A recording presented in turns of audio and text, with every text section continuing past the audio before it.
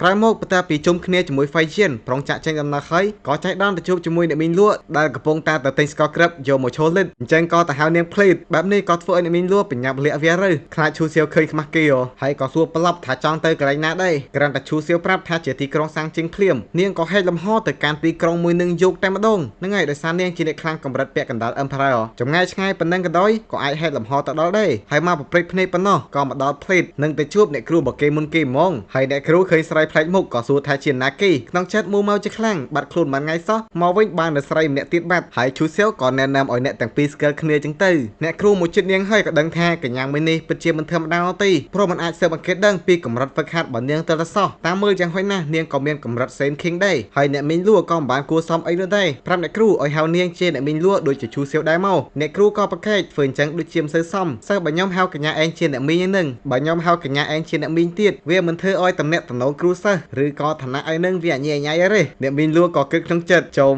ហើយបៃណៃមួយគ្នានឹងមានកូនអីនៅសម្ដែងទៀតឯអ្នកគ្រូឃើញទឹកមុខរបស់អ្នកមីងលួសម្លឹងនាងចឹងក៏ចាប់ផ្ដើមសង្ស័យចុំតិចលោតំណែងតំណងអញជាមួយអាសិស្សចោលមកទៀតត្រូវបាននាងមើលដឹងអស់ហើយទៅដឹងអីឈូសៀវក៏មិនភ្លេចណែនាំយីយីដែលជាសិស្សរបស់គេផងដែររួចក៏ច្រឡំឲ្យយីយីហៅអ្នកគ្រូខ្លួនឯងថាជាអ្នកគ្រូមីងធ្វើគ្រប់គ្នាទាំងគៀងតែក៏ប្រញាប់កែឲ្យហៅថាអ្នកគ្រូយាយអ្នកគ្រូក៏មកនិយាយរាក់ទាក់ជាមួយយីយីទៅឲ្យកដោនាងមួយជាតំណែងត្រឡប់អ្នកមីងលួក៏ប្រាប់ឈូសៀវថានាងត្រូវការកន្លែងសម្រាប់ដើម្បីសម្រួលកម្លាំងធាតុហើយយានដឹងទូនាទីក៏ប្រញាប់ទៅរៀបចំឲ្យនាងភ្លេតឯហ្វឹងចៅមុននឹងត្រឡប់ទៅវិញក៏ប្រាប់ឈូសៀវថាចាំយប់នេះនាងមករោគធ្វើឲ្យអ្នកគ្រូក៏សួរក្នុងចិត្តហើយមករោគសិស្សអញធ្វើអីពេលយប់គ្រប់គ្នាចេញទៅអស់អ្នកគ្រូក៏ចាប់ផ្ដើមសួរគេអីថាមួយខែនេះបានហោះហើរទៅដល់កន្លែងណាខ្លះហើយមើលទៅព្រឹត្តិការណ៍មកដូចជារីចម្រើនកម្រិតហ្វឹកហាត់លឿនអញ្ចឹងជាស្នាដៃអាសិស្សចោលមកសៀតឯងទាំងអស់មែនឃើញនាងប្រច័ណ្ឌឈូសៀវក៏មកសម្រួលភ្លេតអាយ៉ាអូនឯងទាំងអស់គ្នានឹងស្ទើរតែជាស្លាប់បងកុំចំណែនគ្នាមើលអ្នកគ្រូនៅតែមាត់រឹងថានាងគ្មានពេលទៅប្រច័ណ្ឌមួយគេទេឈូសៀវក៏បន្តទៅលួងនាងភ្លេតហើយដូចជាយើងដឹងស្រាប់អ្នកគ្រូគឺមាត់រឹងនោះទេតែការពិតចិត្តទន់ឈូសៀវលួងមកភ្លេតក៏បានទៅបាយណៃគ្នាទៀតបាត់មកសន្ទុះក្រោយមកបន្ទាប់ពីបាយណៃគ្នារួចហើយអ្នកគ្រូក៏ដឹងថាឈូសៀវបានប្រមូលផ្ដុំស្នូលធម្មពលកម្រិតឋានសួគ៌ឈូសៀវក៏ចែកអួតភ្លេតនឹងហើយបានថាអនាគតទៅខ្ញុំដឹងតែខ្លាយជា Emperor មិនខានអ្នកគ្រូតបថាបើចង់ឲ្យនាងជឿគឺទើបតែឲ្យនាងទៅឆែកមើលដោយខ្លួនឯងប៉ុន្តែរំលឹកបើសិនជាឲ្យនាងទៅឆែកមើលក្នុងស្នូលធម្មពលរបស់គេអាចកំបាំងទាំងអស់របស់ឈូសៀវនាងក៏អាចនឹងដឹងដែរមិនត្រឹមតែប៉ុណ្ណោះក៏អាចបំផ្លាញស្នូលធម្មពលរបស់ឈូសៀវបានគ្រប់ពេលវេលាទៀតផងរួចក៏សួរថាឈូសៀវហ៊ានឲ្យនាងចូលទៅមើលឬក៏អត់តែឈូសៀវគឺមិនខ្លាចលុយខ្ញុំអត់ជឿទេថាអ្នកគ្រូឯងនៅតែវាប្រហាមកាន់ខ្ញុំមកបានការអនុញ្ញាតអ្នកគ្រូក៏អត់ចោលដែរប្រើនិយាយសិលចូលទៅមើលនៅខាងក្នុងចូលមកដល់ក៏ព្យាផ្អើលព្រមមិនដែលឃើញនៅស្នូលធម្មពលដែលធំដល់ថ្នាក់នឹងលុយអញ្ចឹងឯងតើបានកម្លាំងប្រយុទ្ធរបស់វាខ្លាំងម្លឹងរួចក៏កលេចឃើញនៅកន្លែងមួយដឹងថាវាប្រហែលជាស្នូលធម្មពលរបស់ឈូសៀវប៉ុន្តែក៏ឆ្ងល់ថាមិនបានជារូបរាងស្នូលធម្មពលរបស់ឈូសៀវដូចជាធម្មតាខ្លាំងម៉េះចូលមកដល់ខាងក្នុងទៀតក៏ឃើញនៅធម្មពលកម្រិតឋានសួគ៌បែបនេះប្រកាស 100% ថាឈូសៀវពិតជាមិនបានកុហកនាងមែនហើយយើងក៏ឃើញថាឈូសៀវកំពុងតែឈរចាំនាងនៅកន្លែងនឹងដូចគ្នាប៉ុន្តែអ្នកគ្រូបន្ទាប់ពីបានឃើញមុខមាត់ពិតប្រាកដរបស់ឈូសៀវហើយក៏ដឹងថាគេមិនមែនជាឈូសៀវនោះទេ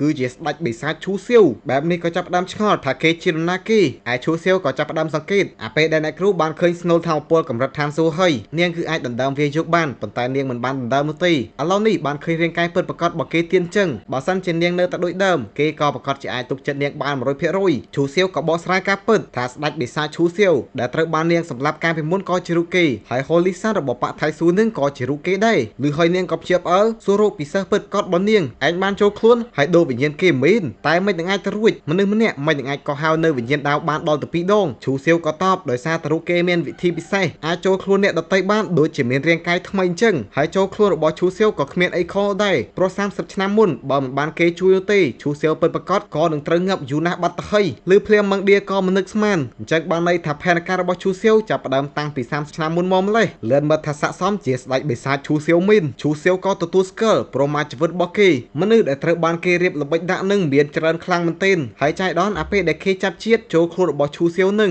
ក៏ជាសិស្សបថៃស៊ូល្មមមើលទៅនេះប្រហែលជានិស័យរបស់ពួកគេឯងអ្នកគ្រូក៏សួរសំណួរដ៏សំខាន់មួយរឿងទាំងអស់ដែលឈូសៀវធ្វើដាក់នាងទៅចាប់នាងបៃណៃចាប់អីនឹងគឺដើម្បីតែសងសឹកដែលនាងបានសម្លាប់គេពីមុនទេមែនឈូសៀវក៏ទទួលស្គាល់ថាដំបូងឡើយខ្លួនក៏ពិតជាមានគំនិតបែបនឹងមែនប៉ុន្តែយូរទៅខ្ញុំក៏យល់ថាអ្នកគ្រូឯងគឺពិតជាខ្ជូតហើយក៏លន់ស្នេហ៍ជាមួយអ្នកគ្រូឯងមែនទេបដ យអ្នកគ្រូក៏នៅតែស្រែកយ៉ាងខ្លាំងទៅវិញថាទង្វើដែលគេធ្វើដាក់នាងទាំងអស់បោកប្រាស់នាងអញ្ចឹងគិតថានាងនឹងលើកលែងឲ្យគេមែនឈូសៀវតបកន្លែងនេះជាស្នូលថាពលរបស់ខ្ញុំអញ្ចឹងបើអ្នកគ្រូឯងមិនលើកលែងឲ្យខ្ញុំទេនៅតែចង់សម្លាប់ខ្ញុំក៏អាចមកសម្លាប់បានខ្ញុំមិនតដៃនោះឡើយអ្នកគ្រូក៏ញែដៃទាំងញើមមាត់ឯឈូសៀវក៏ស្ ស្ម័គ្រចិត្តជួយឲ្យនាងសម្លាប់ប៉ុន្តែចុងក្រោយអ្នកគ្រូគឺមិនដាច់ចិត្តនោះទេបានទម្លាក់ដៃចុះវិញឯឈូសៀវក៏បកស្រាយថាការពិចិត្រមុនគ្រប់គ្នាតែងតែហៅខ្ញុំថាស្ដេចបិសាចឈូប៉ុន្តែសួរមើលថាគេនឹងដែលធ្លាប់ធ្វើរឿងក្បត់មនុស្សលោកអត់ហើយក៏មិនដែលធ្លាប់សម្លាប់នៅមនុស្សស្លូតត្រង់អីនោះដែរមនុស្សដែលគេសម្លាប់គឺសុទ្ធតែជាសត្រូវបើអត់សម្លាប់វិញនោះទេគឺមានតែខ្លួនដែលជាអ្នកស្លាប់ប៉ុន្តែពេលដែលសម្លាប់ទៅឪម៉ែរបស់ពួកអដែងតានឹងក៏មកតាមសងសឹកម្ដងហើយម្ដងទៀតសរុបមកគឺមិនចេះចប់មិនចេះហើយតែម្ដងគំនុំវិញក៏កាន់តែជ្រៅទៅ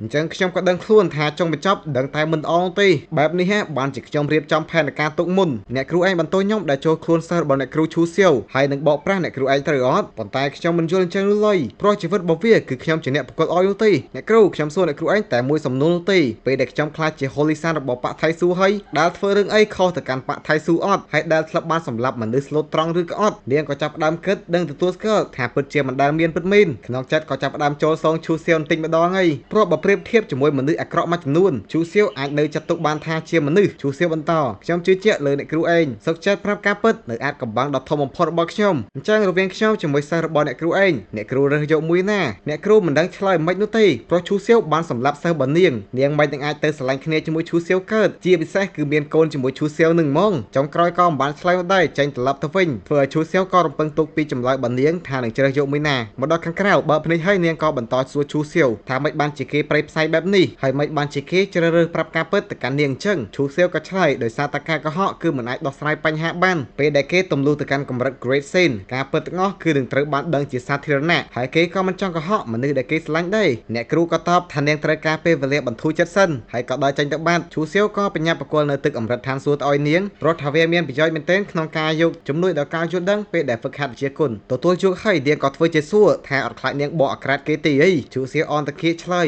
Baby ឯងចង់ធ្វើយ៉ាងម៉េចក៏បងនឹងលើកលែងឲ្យដែរកុំតែឯងក្បត់បងទៅរកប្រុសថ្មីទៅបានអីអ្នកគ្រូក៏ស្ដោះទឹកមាត់ធ្វើហើយចេញទៅបាត់ទៅឈូសៀវនៅតែបន្តរំពឹងទុកពីជំរឿនរបស់នាងចឹងរួចក៏លួចតាមដានសកម្មភាពរបស់នាងជាសម្ងាត់ព្រោះទោះបីជានៅខាងក្រៅវានិយាយថាជឿជាក់និយាយថានឹងលើកលែងកំហុសឲ្យនាងគ្រប់យ៉ាងក៏ដោយក៏ការពិតនៅតែរៀបផែនការជាសម្ងាត់ដដែលហើយអ្នកគ្រូមកដល់ក្នុងបន្ទប់ខ្លួនឯងហើយក៏ចាប់ផ្ដើមគិតឡើងវិញការពិតទៅរឿងមួយនេះគឺមិនពិបាកទីនោះទេបើសិនជានាងសង្កេតមើលតាមបន្តិចព្រោះចរិតសិស្សរបស់នាងជាមួយឈូសៀវគឺខុសគ្នាដាច់ហ្មងអញ្ចឹងក៏ទទួលស្គាល់ថាសិស្សរបស់នាងឈូសៀវគឺលែងសំខាន់សម្រាប់នាងទៀតហើយក៏ដឹងខ្លួនថាឡូវនេះនាងមិនត្រឹមតែមិនស្អប់ឈូសៀវទេបែរជានឹកគេគ្រប់ពេលតែម្ដងហើយឆ្ងល់ថារឿងនឹងគឺចាប់ផ្ដើមពីពេលណាក្រោយមកនាងក៏ដេកយំឡើងប៉ុន្មានថ្ងៃដល់ពេលចេញមកដល់ខាងក្រៅថៅយ៉ាវក៏សួរថាមានរឿងអីមែនហើយក៏ប្រាប់នៅថៅយ៉ាវទៅបើសិនជាមានគេមករកនាងឲ្យប្រាប់អ្នកនោះថានាងរវល់ហ្វឹកហាត់ក្រោយមកក៏ត្រឡប់ទៅបន្ទប់វិញដកយកទឹកកម្រិតឋានសួគ៌ដែលឈូសៀវផ្គល់ឲ្យសាកមកផឹកក្រែងលោមានប្រយោជន៍ដល់គោក្នុងផ្ទៃឯឈូសៀវដែលនៅតែតាមដាននាងឃើញហើយក៏ធូរចិត្តប៉ុណ្ណេះរួចជាការស្រេចបាត់អាចលួងលោមអ្នកគ្រូឆ្នះរបស់គេបានចឹងទៅលួងលោមជាមួយចចាស់ហួរទៀតដឹងតែងាយស្រួលហ្មងក្រោយមកក៏ស្រាប់តែមានកញ្ញាម្នាក់បានមករកគេដល់បន្ទប់ឈូសៀវឮតែសលេងហើយក៏ស្កើផ្លេតចេញទៅមើលទៅកញ្ញានឹងគ្មាននរណាទេក្រៅតែពីទេពធីតាយ៉ាវជីហ្វឹងយ៉ាវនាងយកវត្ថុទឹកគួយយន្តដែលឈូសៀវចង់បានមកអុយហើយប្រាប់ថានាងបានបន្ថែមនៅវត្ថុធាតុដើមមួយចំនួនធ្វើឲ្យវាមានឱកាសបង្កើនកម្រិតកាន់តែខ្លាំងជាងមុនឈូសៀវក៏អរគុណទៅ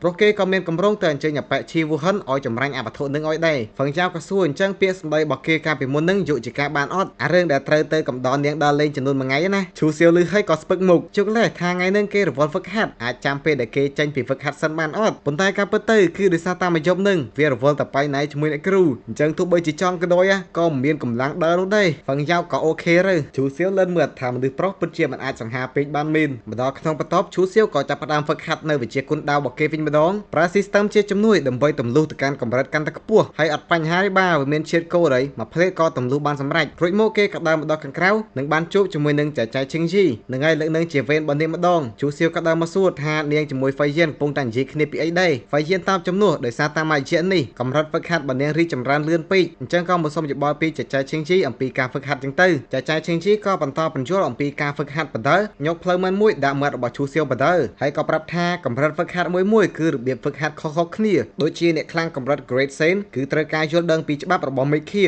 និងចាប់ផ្ដើមហ្វឹកហាត់នៅដាវរបស់ខ្លួនឯងដាវនឹងគឺជាផ្លូវហ្វឹកហាត់របស់មនុស្សម្នាក់ហើយទម្លុះទៅកាន់កម្រិត Saint King កម្លាំងធាតុចាប់ផ្ដើមផ្លាស់ប្ដូរលើកនេះគឺចាប់ផ្ដើមហ្វឹកហាត់ដើម្បីពង្រឹងដាវរបស់ខ្លួនឯងម្ដងហើយដើម្បីទម្លុះទៅកាន់កម្រិតពាក់កណ្ដាល Emperor គឺត្រូវរួមបញ្ចូលគ្នារវាងដាវហើយនឹងរាងកាយខ្លួនឯងទើបអាចទម្លុះដំណាក់កាលបានជូសៀវបន្តសួរដល់ដំណាក់កាលពាក់កណ្ដាល Emperor ហើយហ្វឹកហាត់អីទៀតចម្លើយគឺអ្នកខ្លាំងកម្រិតពាក់កណ្ដាល Emperor គឺស្វែងយល់ផ្លូវហ្វឹកហាត់ខ្លួនឯងជាមួយនឹងមេឃាហើយបើសិនជាអាចបង្រួមដាវរបស់ខ្លួនឯងជាមួយមេឃាបានគឺនឹងអាចទម្លុះដំណាក់កាលខ្លាយទៅជា Emperor Emperor បានហើយមួយសម័យកាលគឺមានមនុស្សត្រឹមតែម្នាក់ប៉ុណ្ណោះអាចក្លាយជា Emperor ចំពោះដំណើរការវិញបើសិនជាជោគជ័យនឹងក្លាយជា Emperor តែបើបរាជ័យវិញគឺស្លាប់ឈូសៀវក៏សួរថានាងធ្លាប់បានបង្រួមដោតខ្លួនឯងអត់ចែលួដកដង្ហើមធំតបថានាងបោះបង់ហើយគឺជ្រើសយកនៅការបង្កក់ខ្លួនឯងជំនួសវិញហើយនៅជំនិនរបស់នាងអ្នកដែលមានឱកាសក្លាយជា Emperor ប្រហែលជាបិសាចមានអំបៅមកពីភ្នំមានអំបៅប្រាក់ព្រោះថាធម៌ពលរបស់នាងខ្លាំងពេកអ្នកខ្លាំងដែលអាចប្រៀបធៀបជាមួយនាងបានមានត្រឹមតែ2នាក់ប៉ុណ្ណោះហើយសូម្បីតែនាងក៏ដោយក៏មិនអាចតស៊ូបាន10ក្បាច់ជាមួយកញ្ញានឹងដែរ